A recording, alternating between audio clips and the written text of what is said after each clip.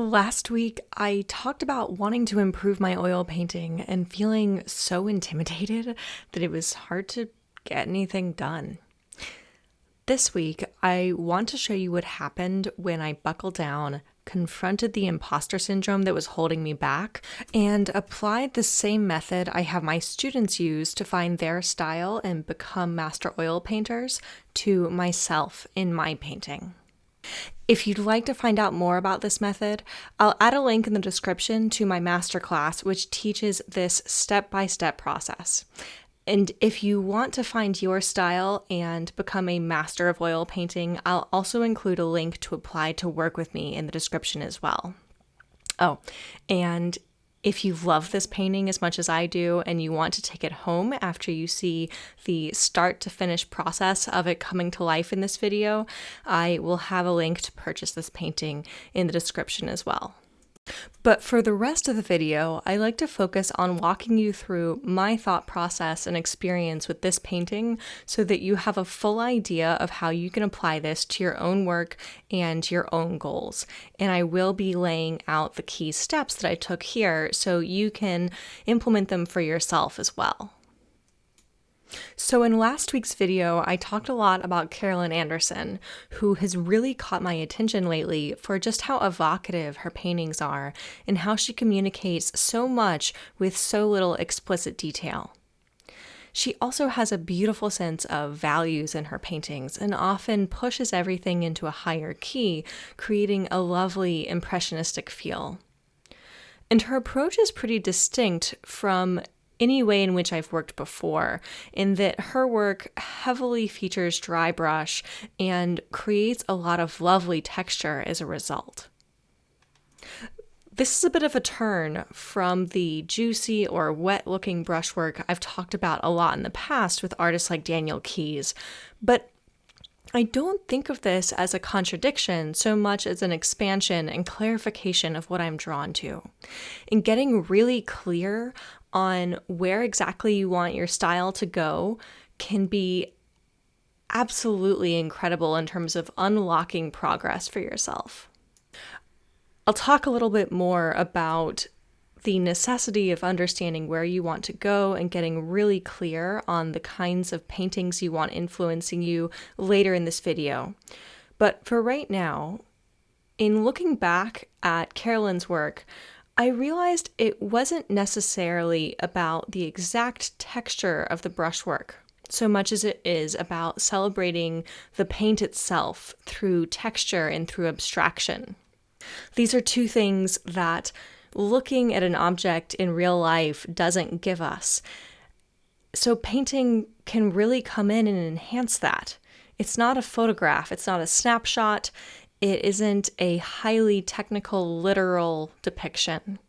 Instead, you're doing something that celebrates the paint itself and the artistic process. And I realized that is a huge thing that draws me to all of the paintings that I truly love. As a result, I can potentially combine Daniel and Carolyn's techniques together to give a greater range of how I'm actually comfortable painting. And exploring this technique, I realized, would really help me to improve my painting habits overall. And this is going to be a really big theme of this video because it was one of the biggest takeaways I had from this painting experience. So to elaborate, the tough thing about dry brushing, I realized, is that you work a lot harder to fill the canvas. If you've watched my other videos, you may have noticed how I usually start a painting with a wash of color that is thinned with solvent. It drips down the canvas and creates a wet surface that lets pigment cover the surface in its entirety super easily.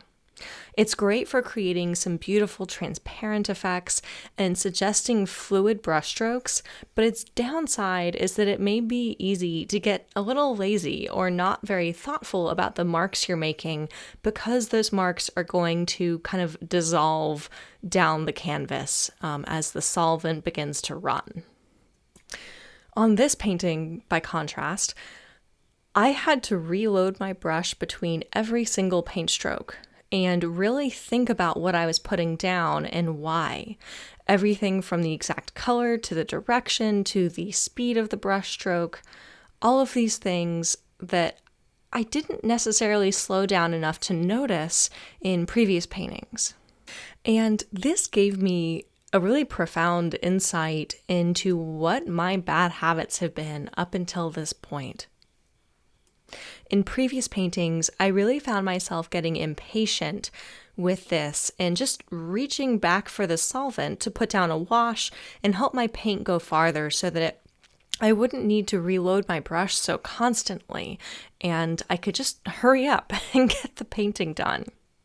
And sometimes that would yield a cool effect, and sometimes I realized I was cheating myself out of learning and didn't actually make the painting I wanted to make. You might be curious as to what those paintings are, and the truth is those are paintings you haven't seen for that exact reason. I think that's a really big problem a lot of us encounter when we start to feel impatient. And if you don't keep going enough to push through, you may not even realize that you had something to learn. You may have just instead said, well, I just don't work that way. Or even worse, you might have said, I just can't do that.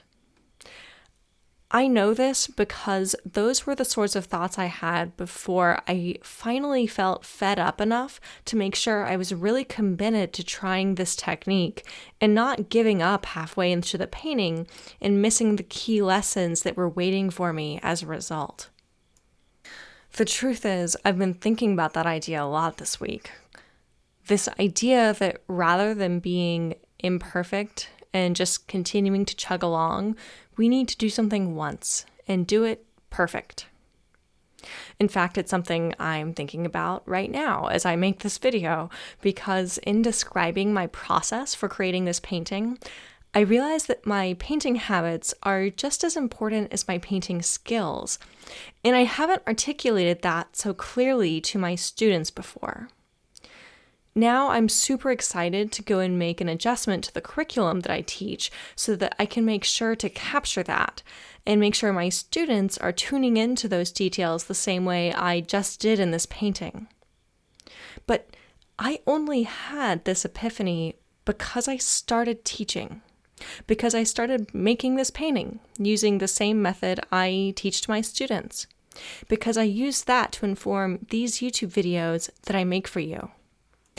I think what I'm trying to say is, I couldn't wait until everything was perfect to start putting this together. I had to just start. I had to let it be imperfect. And it's the same with painting. I can't just focus really hard and get a perfect painting as a result. And trust me, I know it's tempting when you have an amazing idea for a painting and you want so badly to make it a masterpiece. But I think that pressure often doesn't do us much good. Instead, just get started.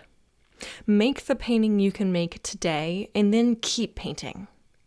And if you stick to that, you'll start making the breakthroughs that you were hoping for in the first place.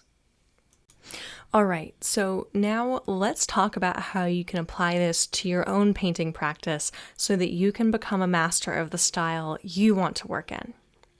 As a reminder, this isn't about painting like me, or painting like Carolyn Anderson, or like Daniel Keyes. This process, this way of approaching your painting practice applies no matter what style you're after. So if you're wondering if I'm talking to you, I am. So the first step is to get really clear on what you want to explore with your painting. In my mind, this translates to the idea of setting a goal style and getting really clear on the paintings that influence you, that inspire you. Basically, paintings you couldn't live without making yourself in your own way, of course. A lot of us have paintings we really admire, but those aren't the same things as the kinds of paintings we want to make. So if you need help with this, I would start by saying, figure out the kind of paintings that you really want to be making yourself and actively separate those from paintings you just like. If this seems a little bit complicated, the reason is that you could make a ton of videos on this topic to help get really, really clear on where you want to go. That is what my masterclass is there for. And again, there's a link to that in the description so that I don't have to make an hour-long video to cover this topic. I've been on this journey for a while, so for me, I know exactly the kinds of paintings I'm drawn to and have taken time to explore the techniques that my favorite artists use. But today, for this painting, my focus was on expanding that list of influences to include Carolyn Anderson and adopting some of the ways she works and learning how to integrate that into the way that I paint. Now that you understand your goal, whether it's a big long-term goal, like knowing exactly where you want to take your style as a whole, or a shorter-term goal, such as mastering a technique that one of your favorite artists uses, the next step is to identify the skills and techniques and habits that you need in order to work that way. This could be something like drawing or color mixing, or it could be the level of planning that you put into composing your paintings. Or it could be some bad habits that are interfering with your ability to paint the way you want. In this painting, I needed to focus on making sure my values didn't get too dark. I needed to focus on losing edges where appropriate and not getting too literal, too tight, or get sucked into detail. And I really needed to be deliberate with my brushstrokes to get the kind of texture that I wanted and to make sure that I was getting the kinds of edges that I wanted. So the bad habit that I was tackling here was thinning down my paint too much and working with the paint too wet. And as an extension of that, I think another bad habit would be not being thoughtful about each individual mark I was putting down on the canvas and instead just trying to rush through. This brings me to the third step, which is to analyze your own skills, techniques, and habits to identify what needs to change. So to recap, for me, this was slowing down to think about each individual brushstroke and not try to rush through or make the paint runny in an effort to cover the canvas. Mid-painting, I also realized that this involved not taking values darker for the sake of impact, but instead pushing the colors with a dark value from my reference toward a warm or even hot temperature instead. This helps me to get that kind of high key effect that Carolyn has in her work, and I didn't even realize it until I was midway through the painting. So this really, I think, speaks to the idea that you learn from doing, not just from analyzing. And that was a great unintentional segue into the fourth step, which is to start getting the brush miles. One really foolproof way to do this is a master study or master copy, a painting where you are just focused on understanding the techniques used to create a painting, not an exercise where you might get bogged down in editorial decisions such as, what should I paint? If you'd like to see a video dedicated to how I tackle master studies or master copies, definitely let me know in the comments, because that's not something I've done on this channel before, and I would be happy to demo that. Alternatively, if you've already created a master study or you just feel confident enough to tackle a bigger challenge, you can create an original piece that is designed to show off some of the key features of the paintings you're wanting to emulate. That is what I did with this piece. Now, coming out of this painting, I'm excited to do this again and have some notes for what I want to think about next time to push what I've learned here even further. When I do another portrait like this one, I'd like to pick something with an even brighter sense of light that can be pushed to an even higher key. And I want to use that to play with this idea of creating shadows in a portrait with hotter color temperatures instead of darker values. I also want to continue to push what I learned in last week's painting with the horse. This painting really proved that I can push the texture further than I thought, and work with the paint more dryly than I thought. So I'd like to put that to use and choose a subject of a horse in motion and start to really focus on how soft and lost edges can evoke that movement. All in all, I'm really glad I pushed through on these two paintings. They've done so much to remind me of what I can do and really energized my painting practice. If you'd like to do that for yourself, it's what I help artists with every day, so be sure to check out the links to my masterclass and mentorship in the description. And if you'd love to take this painting home, that link is there too. If you found this video helpful or it resonated with what you needed to hear today, please make sure to give this video a like and subscribe and hit the bell icon if you haven't already. Until next time, happy painting.